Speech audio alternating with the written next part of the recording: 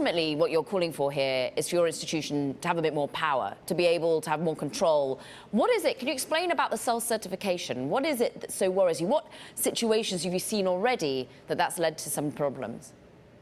Yeah, so ultimately what I'm calling for is really like more comprehensive whole of government regulation, very similar to what we have with like traditional finance, TradFi, right? So it's going to be multiple government agencies involved. That's going to have greater customer protections and stronger federal oversight. So if we have this additional authority that's provided to the CFTC, like over the regular Bitcoin market or over the spot market, I don't think we can just port over the rules that we have now that relates to the futures market that we have, like the Bitcoin futures market that we regulate. So I think we don't want to fast track assets that are going to be listed on exchanges. The CFTC should have more authority over that. We want to make sure that someone's not trying to do an end run around the SEC with their jurisdiction. We want to make sure that we can protect the market against manipulation. And at this point, it's going to be very, very difficult for some exchange to self-certify that what they put on is not readily susceptible to manipulation. And there's a lot of issues with that.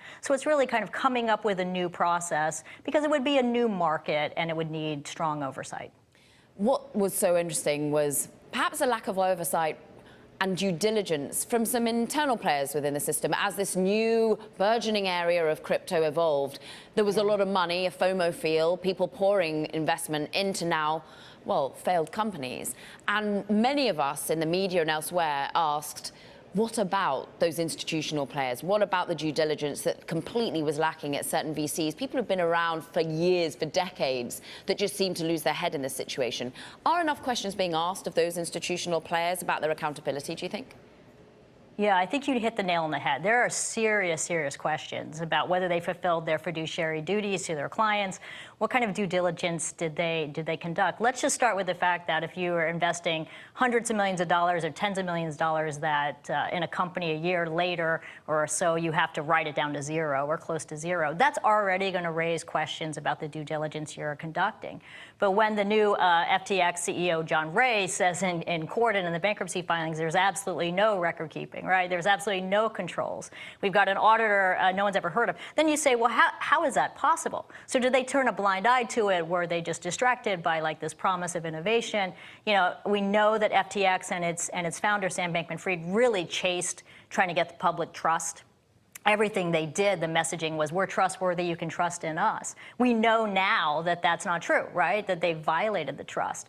But, we have this situation where, the market was hot. There was a lot of competition in there, a lot of equity to be had. And why did they turn a blind eye to what should have been really flashing red lights when it comes to due diligence? So I do think there are serious questions there. There might actually be conflicts, too. You see this highly interconnected nature. So was there some conflicts that prevented them from really paying attention to the due diligence and the facts that they were uncovering? Self-certification, something that's interesting to me too, that whether it's self-certifying certain assets that are being listed or just going ahead and providing certain products to clients, lending products, other products. I mean, how much now, whether it's the CFTC, the SEC, or the Department of Justice, how much cleanup work is there to do? It seems like, based on the velocity of cases that are being brought forward, even above and beyond FTX, that there's a lot of enforcement by regulation, and there's a lot more conviction in regulators and authorities saying, hey,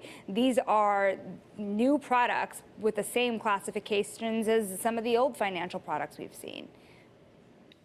Yeah, I mean, I think a lot of the products have very similar features, and there's a lot of the same risk that you see in crypto that you saw in traditional finance. First of all, we've been regulating in the futures space and allowing trading to happen in Bitcoin futures and Ether futures as long as it's registered with us. And FTX actually had LedgerX, which was one of their entities registered with us, which is not part of the bankruptcy. But the fact of the matter is we also have to do enforcement. We have to bring trust and confidence to the American people that we are doing our job. We have this police authority to go in and to bring enforcement actions. We have to do that. That helps keep the market clean, and that's an important part of our job. And I'm a 20-year federal law enforcement official, so to me, enforcement is part of regulation, but we're doing both at the CFTC, both trying to supervise it, the trading that we can, where we have authority, and bringing enforcement cases, even though we don't have regulatory authority, but we have enforcement authority in the cash market. Commissioner, a sensitive one for you, because you talk about confidence. We asked our own audience how confident they were that regulation would come to bear. We asked them a little while back, in the wake of the FTX, are you confident the right crypto regulation will come? Well, 38% said don't hold your breath, and actually 36% said no. What can you do now? What can you say? What do you think you're able to get across that gives people the confidence that it can be brought in and we're not just depending on basically self-regulation?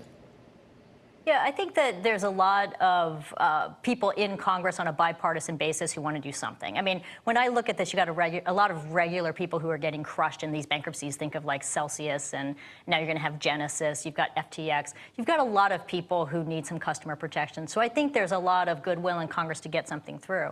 I do think it's appropriate to take a pause after FTX for Congress to say, have we made sure that any legislation we're thinking about, like, addresses all of the lessons learned that we have from FTX. And that's what led me to say, you know what, we should really think about this idea of this fast-track self-certification process. I, as a regulator, would want to have more oversight tools over exchanges to be able to say, no, that's not appropriate, to have some independence governance and to have some control. So I think the possibility is there, but let me just say, I understand it's going to take time to do this right in a comprehensive way, but what matters the most is that we get something right that stands the test of time. You know, it's interesting that you worked in the wake of the financial crisis with the troubled asset relief program. So you have seen very messy unwinds. This time around, there is a lot of relief that it wasn't a more systemic problem. To the extent that you're still worried about systemic problems, especially with places that do intersect more seriously with the current financial system, stablecoins, how much concern do you still have? So I have a lot of concern about financial stability risk. Let's separate that out from systemic risk. Financial stability risk is not something we take our eyes off. We have to continue to look at that. When you look at all these people that are hurt, when you look at the domino effect that happens when all of these different investors come in, and we're still seeing the impact of FTX's collapse right now. Systemic risk is going to come, in my mind, as you get more links between the traditional financial market and the crypto market. Over the last 6 months, I've heard more and more of TradFi say that they want to become interested. And that's why I've been warning, well, if you're going to become interested, you really have to understand kind of how this operates. You really have to understand where there are some weaknesses. Commingling customer assets with company assets is a big weakness. Lots of conflicts of interest that are not resolved is a big weakness.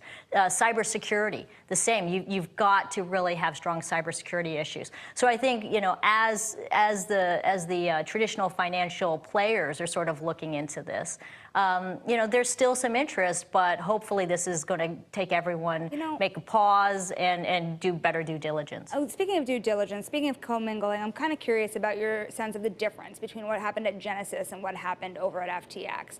Obviously, no one has been accused of anything at Genesis, but there's been a concern from the Winklevoss twins here about the potential commingling between the intercompany loans at Genesis. Now that they're going through a bankruptcy process of their own, how does a regulator, how does the CFTC look at something like that in terms of just general corporate behavior?